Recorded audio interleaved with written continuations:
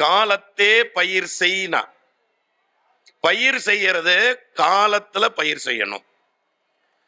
என்ன காலம், சகாலம் எது அதுக்கு அப்படின்னு தெரிஞ்சு பண்ணணும்.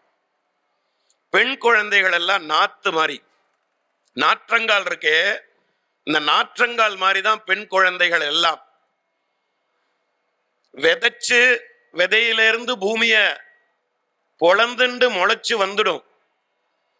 அப்படி முளைச்சு வந்துடுத்தே, அதான் அதுக்கு உயிர் வந்துடுத்துன்னு நினைச்சுண்டு அந்த விதையிலிருந்து வந்த அந்த நாத்தை அங்கேயே நாம விட்டோமானா அது யாருக்கும் பிரயோஜனம் இல்லாம அந்த இடத்திலேயே அழுகி போகும். அப்ப என்ன பண்ணணும்? விதைச்ச இடத்துல இருந்து அது முளைச்சிடும். ஆனா அங்கிருந்து அதை எடுத்து வேறொரு இடத்துல நடணும். இந்த நாற்றங்கால் மட்டும் பிறந்த இடத்திலிருந்து புடுங்கி இன்னொரு இடத்துல நட்டால்தான் அது முளைக்கும். அது ஒவ்வொரு நெல்மணியும் 1000 நெல்மணியா மாறும். அது பல ஜீவன்களுக்கு ஆகாரமா போய் ஜீவாதாரமா இருக்கும். அப்படித்தான் பெண் குழந்தை பிறந்த கிரகத்திலிருந்து குறிப்பிட்ட நாளுக்கு அப்புறம் அவளை இன்னொரு கிரகத்துக்கு தானமா அனுப்பி வம்ச விருத்திய உண்டாக்கினால்தான் அந்த பெண் ஜென்மம் எடுத்ததுக்குண்டான பலன்.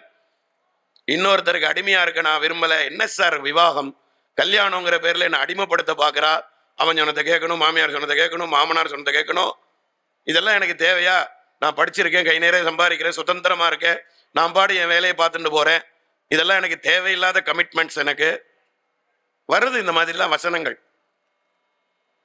அதெல்லாம் சாஸ்திர விரோதம்.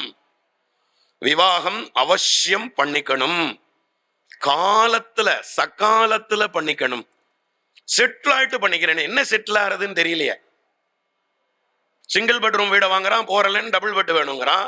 டபுள் பெட்ரூம் வீடை வாங்கினா சோபா செட்டை போட்டு நினைச்சிட்டு ட்ரிபிள் பெட் வேணுங்கிறான். ட்ரிபிள் பெட் வாங்கினதுக்கு அப்புறம் போர்ட்டபிளா இருக்கிற இன்னொன்னு எதையா கொண்டு உள்ள வச்சுட்டு இதுவும் போறலைங்கிறான். என்னைக்கு செட்டில் ஆறது? செட்டில் ஆன அப்புறம் கல்யாணம்னாக்கா, அன்னைக்கெல்லாம் செட்டில்மெண்ட்டை பார்த்தா கல்யாணம் பண்ணா, தாத்தா பாட்டியை கல்யாணம் பண்ணிக்கும்போது தாத்தாக்கும் வேலை இல்லை, பாட்டிக்கும் ஒன்றும் தெரியாது, சமையலையும் தெரியாது, ஒன்றும் தெரியாது பாட்டிக்கும். இங்க மாமியார்ட்ட குட்டு வாங்கி தான் கத்துப்பா. தமாஷா பேசும்போது சொல்லுவார், என்னன்னா கல்யாணம் ஆன புதுசுல பொண்ணு வாந்தி எடுத்தாக்கான்னா என்னன்னா புருஷங்காரன் சாமர்த்தியசாலி அப்படின்னு அர்த்தம்னா, இதே புருஷன் வாந்தி எடுத்தான்னா பொண்ணு சமைக்க ஆரம்பிச்சுட்டான்னு அர்த்தம். நானா கல்யாணம் ஆன புதுசுல புருஷன் வாந்தி எடுத்தானா என்ன நினைக்கிறது? பொண்ணு வாந்தி எடுத்தா என்னன்னு உங்க எல்லாருக்கும் தெரியும், சினிமால காமிச்சுட்டான். புருஷங்காரன் வாந்தி எடுக்கிறானேன்னா ஒண்ணு இல்லப்பா சமையல் பண்ண ஆரம்பிச்சுட்டான்னு அர்த்தம். ஆக இங்க குட்டுப்பட்டு அத்தனையும் கத்துண்டவாள் தான் பாட்டி தாத்தாக்கள்லாம். தாத்தாக்கு அன்னைக்கு ஒரு உத்தியோகம் இல்லை, பாட்டிக்கு அன்னைக்கு ஒன்னத்தையும் சமைக்க தெரியாது. இங்க வந்துதான் எல்லாத்தையும் கத்துண்டா. செட்டில் ஆட்டு கல்யாணம் பண்ணிக்கிறேன், செட்டில் ஆயிட்டு கல்யாணம் பண்ணிக்கிறேன்னு வயசை கடத்துறது, காலம் கடந்து போனதுக்கு அப்புறமா எனக்கு கிடைக்கலையேங்கிறது, 20 வயசுல ஜாதகத்தை எடுக்கிறது, எடுத்தப்போ எனக்கு வடமாலே வேணும், வாத்திமாலே வேணும், மிருகச்சரணமே வேணும் அப்படின்னு 22 வயசுல சொல்றது. 22 வயசுல இருந்து 3 வருஷம் இப்படியே வாத்திமா வடமா மிருகச்சரணம்னு தேடுறது. அதுக்கப்புறம் வருஷம் போனதுக்கு அப்புறம் 25வது வயசுல மாமா இந்த வாத்திமா வடமெல்லாம் ஒன்றும் தேவையில்லை, ஸ்மார்த்தாளா இருந்தா போருங்கிறது. 25ல இருந்து 28 வயசு வரைக்கும் 3 வருஷம் தேடுறது. 28வது வயசுல ஸ்மார்த்தா தெலுங்காங்கிறதெல்லாம் இல்ல மாமா, பரவாயில்ல மத்வாளா இருந்தாலும் சொல்றது. 28 வயசு தாண்டி 32 வயசுக்கு வந்த அப்புறம் அவன் புடவை கட்டின பொண்ணா இருந்தா போருங்கிறது. இதெல்லாம் என்ன, எங்க போயிட்டு இருக்கோம் நாம? காலத்துல சகாலத்துல இருக்கணும். வைவாகிக கர்மாங்கிறது சகாலத்துல நடக்கணும், சகாலத்துல பண்ணிக்கணும். பண்ணிண்டால்தான் அதுக்கு மரியாதை. 20 வயசுக்குள்ள கல்யாணம் பண்ணிக்கணும் இல்லையா? நீங்க வேத சாஸ்திரம் சொல்றது, தர்மசாஸ்திரம் சொல்றது அதெல்லாம் கூட வச்சிருவோம். தமிழ்ல சித்தர் வாக்கு சொல்றது என்னன்னு சொல்றது? 3ஆம் எட்டுக்கு மேல மனம் ஆகலைன்னா அது வீண்னு சொல்றது இல்லையா? வீண் தான் அது. 2 எட்டுக்குள்ள படிக்கணும்னா 16 10th பாஸ் பெரிய விஷயம் இல்ல. இஎஸ்எல்சின்னா அவ காலத்துல எல்லாம் என்ன இஎஸ்எல்சின்னு தெரிஞ்சுக்கவே எனக்கு ரொம்ப நாள் ஆச்சு. அதுக்கப்புறம் தான் தெரிஞ்சது 8th ஸ்டாண்டர்ட் லிவிங் சர்டிபிகேட்டே உனக்கு கொடுத்துருக்கா போன. இஎஸ்எல்சின்னா என்ன இஎஸ்எல்சின்னு கண்டுபிடிக்க ரொம்ப வருஷம் ஆச்சு. அப்புறம் ஒரு வழியா கண்டுபிடிச்சேன், 8th ஸ்டாண்டர்ட் லிவிங் சர்டிபிகேட் ஆகுது. அதுக்கப்புறம் என்னன்னா அப்புறம் எஸ்எஸ்எல்சின்னா அது என்ன, செகண்டரி ஸ்கூல் லீவிங் சர்டிபிகேட். அது எஸ்எஸ்எல்சி இஎஸ்எல்சி எல்லாம் இருந்த காலம் உண்டு. 16 வயசுக்குள்ள படிக்கிறது தான் படிப்பு. 40 வயசு வரைக்கும் படிச்சாலும் 16 வயசுக்கு முன்ன படிச்சான் தெரியுமா, அந்த புத்தியை கொண்டுதான் அவன் பொழைச்சுட்டு இருப்பான் கடைசி வரைக்கும். ஆக ஈரட்டில் கல்லாதது கல்வி அல்ல, மூவட்டில் ஆகாதது திருமணம் அல்ல, நாலெட்டில் பெறாதது பிள்ளை அல்லன்னு சொல்றது. மூவெட்டு 24 வயசுதான் சித்த வாக்கியம், அதுதான் சகாலம். சகாலத்துல கல்யாணத்தை பண்ணிக்கணும். அதை விட்டுட்டு எனக்கு உத்தியோகம் டிரான்ஸ்பர் கிடைக்கல, அங்க இருக்க இங்கே இருக்க என்ன வேண்டியது. அதுவும் கல்யாணத்தை பண்ணிட்டு ஆளுக்கு ஒரு மூளைக்கு ஓடுறதுன்னு ஒண்ணு வச்சுட்டு இருக்கோமே. இப்போ ஜாதகம் பார்க்கிற வழக்கம் எனக்கு உண்டு. கொண்டு கொடுத்தாரு ஜாதகத்தை கொண்டு கொடுத்துட்டு, மாமா கல்யாணம் ஆச்சு, 7 வருஷம் ஆச்சு, இது வரைக்கும் ஒன்றும் சந்ததி விருத்திக்கு எதுவும் வழியை காணோம், நீங்க ஏதாவது கொஞ்சம் பார்த்து ஏதாவது என்ன பண்ணணும்னு சொல்லுங்க அப்படின்னு ஜாதகத்தை கொண்டு கொடுத்தா, ஜாதகத்தை 2 ஜாதகத்தையும் கம்பேர் பண்றேன். புத்திரஸ்தானம் நன்னா இருக்கு, புத்திரஸ்தானாதிபன் நன்னா இருக்கான், பிரமாதமா இருக்கு ஜாதகங்கள், பலன்லாம் சூப்பரா இருக்கு, எல்லாம் நன்னா இருக்கு மாமா, எதுவும் பண்ண வேண்டாம், அமுச்சு விட்டாச்சு அவர் எப்படியா மெதுவா. அவர் திரும்பி ஒரு 4 மாசம் சுத்தின்னு மறுபடியும் இங்கே வர்றார். மாமா ஏதாவது உண்டா, இது என்னடா அடிக்கடி விட மாட்டேங்கிறார், 2 வருஷம் எடுத்து திருப்பி இதே கேள்வி 6 மாசத்துக்கு ஒரு தரம் கேட்கிறாரு, என்ன பதில் சொல்றது. ஒன்னும் புரியாம அக்கம் பக்கம் விசாரிச்சாக்கா சொன்னா ஃபாரின்ல இருக்கா மாமா வாழலாம் அப்படின்னு. எனக்கு அது வரைக்கும் இவர்கிட்ட கேட்கணும்னு தோணல. அப்புறம் தான் கேட்டேன், மாமா ஃபாரின்லயா இருக்கானா. ஆமா 2 பேரும் வெளிநாட்டுல தான் இருக்கானா. சரி வெளிநாட்டுல தான் இருக்கா, 2 பேரும் என்ன கண்ட்ரில இருக்கான்னா, இவ கனடால இருக்கா, அவன் அமெரிக்கால இருக்கான்னா. இந்த 2ம் பிச்சுன்னு 2 பக்கம் இருக்கிறது ஜாதகத்தை என்கிட்ட கொண்டு வந்து ஏன் எம்பிரான்னு வாங்குறேன்னு. இது என்ன ஒன்னா இருந்தானா, அப்புறம் 7 வருஷம் ஆச்சு ஒன்றும் கிடைக்கலையே, என்ன பரிகாரம் சொல்லுங்கன்னா, இவ அமெரிக்கால அவ கனடால இருந்து என்ன பரிகாரத்தை சொல்றது இதுக்கு. ஆக வைவாகிக கர்மா எதுக்குங்கிறத தெரிஞ்சுட்டு சந்தோஷமா குடும்பம் பண்ணி வம்ச விருத்தி பண்றதுக்குன்னா கல்யாணம் பண்ணி வச்சது இவன. நீ இங்க 4 வீடு அங்க 4 வீடு வாங்கி வச்சுட்டு இந்தியாவில நான் இன்வெஸ்ட் பண்றேங்கிற பேர்ல இங்க ஒரு 10 வீட்டை வாங்கி வைக்கிறதுக்கு அவன் கல்யாணம் பண்ணி கொடுத்தது உனக்கு.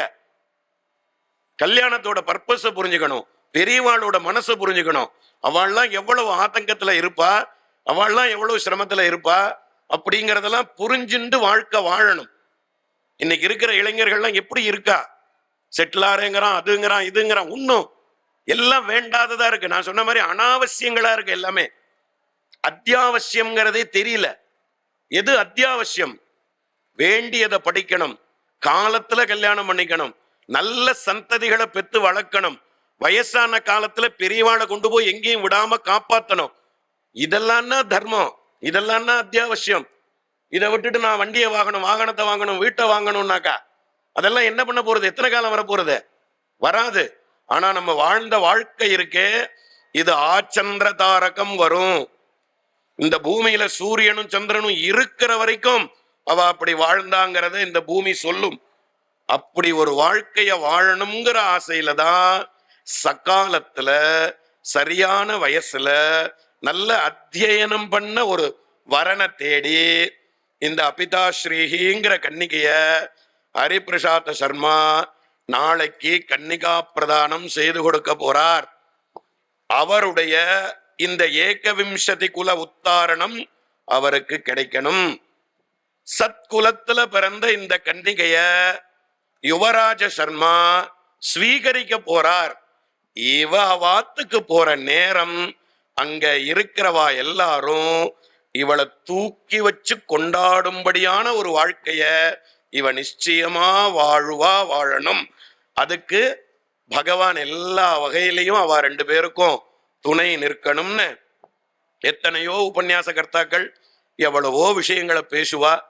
அதையெல்லாம் தவிர்த்து என்ன ஒரு உபன்யாச கர்த்தான்னு நினைச்சுண்டு இங்க கூப்பிட்டு பேச சொன்ன அவருக்கும் நன்றி. நான் பேசுறதும் உபன்யாசம் தான் நினைச்சுட்டு இத்தனை நாள் கேட்ட உங்களுக்கும் நன்றியை தெரிவிச்சுண்டு இப்படி ஒரு சத் சங்கம் சபைய மறுபடியும் எங்க பாக்குறோமோ அந்த இடத்துல நிச்சயமா இந்த விவாக கர்மாக்கு என்ன பலன் எப்படி இருக்கணுங்கிறத இங்க கேட்ட நீங்களெல்லாம் அப்படியே சங்கிலி தொடரா ஒருத்தருக்கு ஒருத்தர் சொல்லணும். சொன்னால்தான் இந்த 1.5 மணி நேரத்தோட பலன் கிடைக்கும், இல்லைன்னா இதுவும் உயர்த்தம் தான்.